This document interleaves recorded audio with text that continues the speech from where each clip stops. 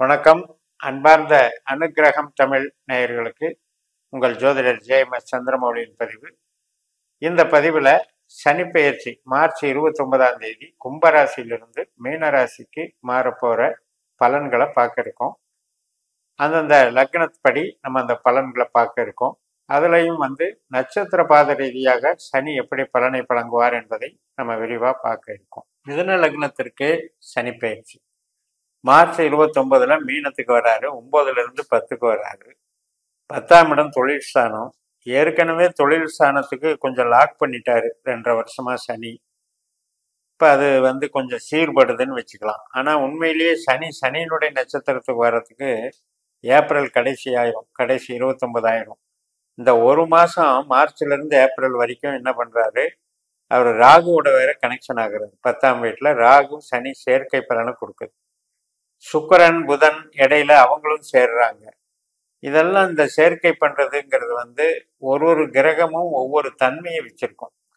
இப்ப சனி நமக்கு பணம் கொடுக்குறவரு, வேலை கொடுக்குறவரு, தொழில் கொடுக்குறவரு அப்படின்னு எடுத்துக்கிட்டிங்கன்னா, ராகு நம்மளுடைய உறவுகளை வளர்க்குறவரா இருப்பாரு, நம்மளுடைய மனசை சந்தோஷத்தை குறிக்கிறவரா இருப்பாரு, நம்மளுடைய ஒரு கலை சார்ந்த திறமைகள் இப்போ IT line, commission line, industries, அதாவது நம்ம ஒரு மார்க்கெட்டிங் பண்ணுற இண்டஸ்ட்ரீஸு, இந்த மாதிரி ஒரு கனெக்டிவிட்டியை குடிக்கிற கிரகம் ராகு. அப்போ அந்த ராகு சனியும் அங்கே ஒரு கனெக்ஷன் நமக்கு ஒன்றுக்கொன்று முரண்பாடாக இருக்கிறதுனால பணத்துக்கு பேசின வகையில் நடக்க முடியாமல் போகும். பணம் சேமிப்புக்கு தடையாகிறதுக்கும் வாய்ப்பு இருக்குது இந்த ஒரு மாதம் மட்டும். அதுலேயும் யாருக்கெல்லாம் சனி திசையோ ராகு திசையோ புத்தியோ அந்தரமோ சூட்சமோ நடக்குதோ அவங்களுக்கெல்லாம் இந்த சிக்கல் இருக்கு.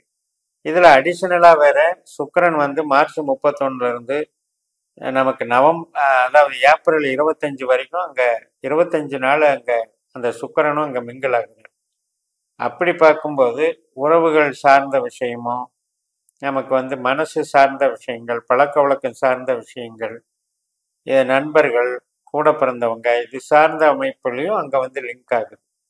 இப்போ இந்த கிரக சேர்க்கைகள்னால நம்ம பல விதத்தில் அந்த சேர்க்கைகள் நமக்கு பலவித தன்மைகளில் அது மாறுபட்டு பலனை கொடுக்குது அப்படிங்கிறத பார்க்கணும். இப்போ புதன் கூட ஒரு 9 நாள் ஏப்ரல் 3ஆம் தேதியிலிருந்து ஏப்ரல் 11ஆம் தேதி வரைக்கும் நமக்கு கனெக்டிவிட்டியில் வர்றாங்க. இந்த 4 கிரகமுமே இந்த மாதம் ஃபுல்லாக சேர்க்கறதுனால ஒரு அவஸ்தைகள் ஏற்படும். அது இப்போ நீங்கள் 10ஆம் இடம்னு நினச்சிக்கூடாது. இப்போ நீங்கள் மிதுன லக்னத்தில் முதல் புள்ளியான மிருகசிரீஷம் 3ஆம் பாதத்தில் பிறந்தவங்களுக்கு மட்டும்தான் இம்மீடியட்டாக அது 10ஆம் இடமா வேலை செய்யும். மற்றவங்களுக்கெல்லாம் அது 9ஆம் இடமா தான் வேலை செய்யும். அதனால் எதிர்பாராத பழக்க வழக்கங்கள், நட்பு ரீதியான பழக்க வழக்கங்கள், திடீரென கவர்ச்சி ரீதியாக நமக்கு ஏற்படக்கூடிய சிநேகிதங்கள், தவறான அணுகுமுறைகள், தவறான ஃப்ரெண்ட்ஷிப்பு, இதெல்லாம் சார்ந்து கொஞ்சம் கேர் எடுத்துக்கோங்க. இதெல்லாம் யாருக்கு அப்படின்னா, இந்த 4 கிரகங்கள்ல திசாபுத்தி அந்தரம் எது நடந்தாலுமே அதன் மூலமாக இந்த பிரச்சனைகள் வரும். இப்போ நம்ம அதை சொந்த தொழில் செய்கிறவங்களுக்கு இன்னுமே கூட இந்த சனி நட்சத்திரத்துக்கு வர்ற வரைக்குமே நமக்கு கொஞ்சம் தொய்வுகள் இருக்கும். ஆனால் இந்த காலகட்டத்தை, இந்த மாறுற காலகட்டத்தை நீங்கள் ஒரு முயற்சிக்கு பயன்படுத்திக்கலாம். ஒரு கேன்வாஸ் பண்ணுறது, ஒரு சாம்பிள் ரெடி பண்ணுறது, ஒரு டிசைனிங் பண்ணுறது, ஒரு முன்னேற்பாடுகள் பண்ணுறதுக்கெல்லாம் நம்ம ரெடி பண்ணிக்கலாம். சனியினுடைய நட்சத்திரத்துக்கு வர்றது ஏப்ரல் 28க்கு மேலே வரும்பொழுது உங்களுக்கு அது தொழில் பலத்தையும் பண பலத்தையும் உத்தியோக பலத்தையும் இன்க்ரீஸ் பண்ணி தருவார். இப்போ அதுக்கு பதிலாக என்ன ஆகுது, ராகு 9ஆம் இடத்துக்கு வர்றாரு. அது வரும்போது பேசிக்கலாம். பட் ராகுனுடைய பெயர்ச்சிகள் இந்த சனிக்கும் ராகுக்கும் உள்ள கனெக்ஷன்கள் அப்படின்னு பார்க்கும்போது நமக்கு அது ஒரு மாதிரி சுய பலத்தில் இன்வால்மெண்ட் அதிகமாக இருக்கும். ஆன்மீக ஈடுபாடுகள் அதிகரிக்கும். படிப்பு சம்மந்தப்பட்ட காரியங்கள், ஒரு பூர்வீக சம்மந்தப்பட்ட ஈடுபாடுகள், இதெல்லாம் அதிகரிக்கும்.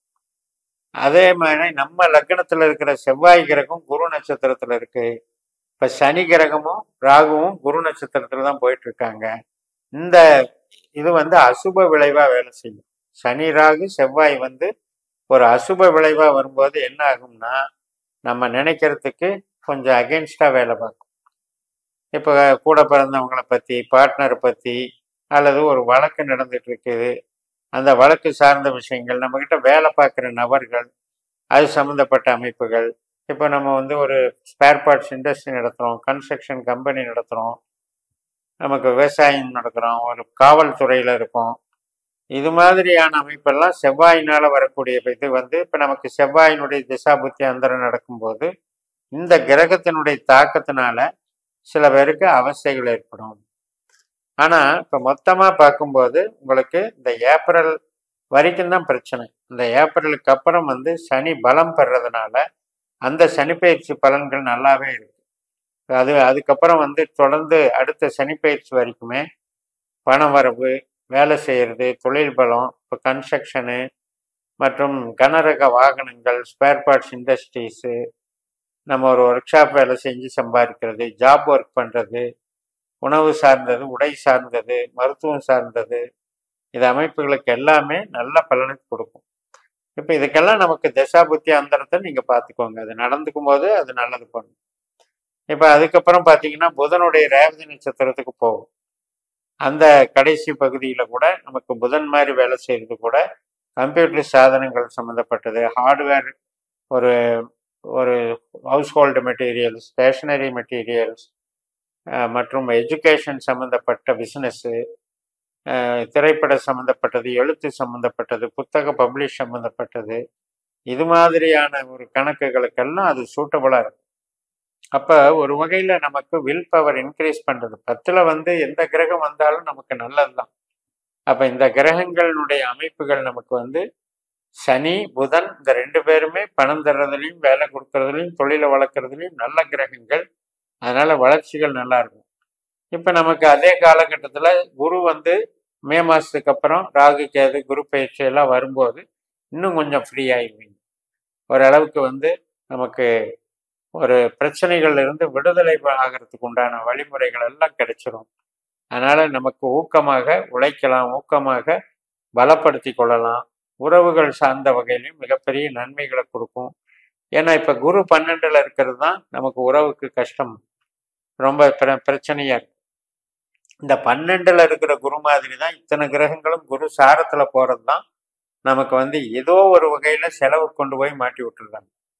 வீண் விரயம், முதலீடுன்னு போட்டதெல்லாம் வீண் விரயம் ஆயிடுச்சே அப்படின்னு வருத்தப்படுறது.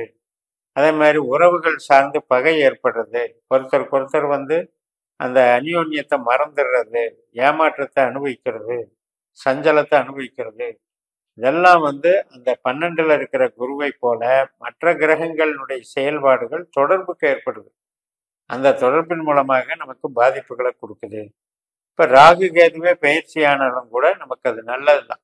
ராகு கேது 3/9 வரும்போது, மே மாதத்துக்கு அப்புறம் குருவும் லக்னத்தில் இருக்கும்போது, இந்த சனியும் 10ல் இருக்கும்போது, எல்லா விதத்திலையும் உங்களுக்கு இந்த சனியினுடைய காலகட்டம், இந்த 2.5 வருட காலகட்டம் மிகப்பெரிய வளர்ச்சிக்கு வித்திடுகிறது, தொழில் பலத்துக்கு வித்திடுகிறது.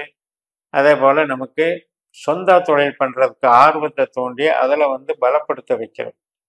இப்போ நம்ம அமைப்பில் நம்மளுடைய சிந்தனைகளை தூண்டுற கிரகம் ராகுங்கிறதுனால அந்த ராகு வந்து இவ்வளவு நாள் அவஸ்தையில் இருந்தவர் மே மாதத்துக்கு அப்புறம் அவருடைய நட்சத்திரம் இருக்கிற இடத்துக்கே போகிறதுனால நமக்கு வந்து ஒரு நேர்மையான ஒரு சூழல் அமையும். ஒரு நமக்கு உதவி செய்யக்கூடிய நபர்கள் நம்ம பழக்க வழக்கத்துக்கு வருவாங்க. அதெல்லாம் உங்களுக்கு நன்மையை தரும்னு சொல்லி நிறைவு செய்கிறேன். இந்த சேனலை சப்ஸ்கிரைப் பண்ணி ஷேர் பண்ணுங்கள். உங்கள் தனிப்பட்ட ஜாதக பலாபலன்களை என்னுடைய வாட்ஸ்அப் நம்பரில் தொடர்பு கொண்டு பலன் பெறுங்கள். உங்களிடமிருந்து விடைபெறுகிறேன். உங்கள் ஜெயம்எஸ். நன்றி, வணக்கம்.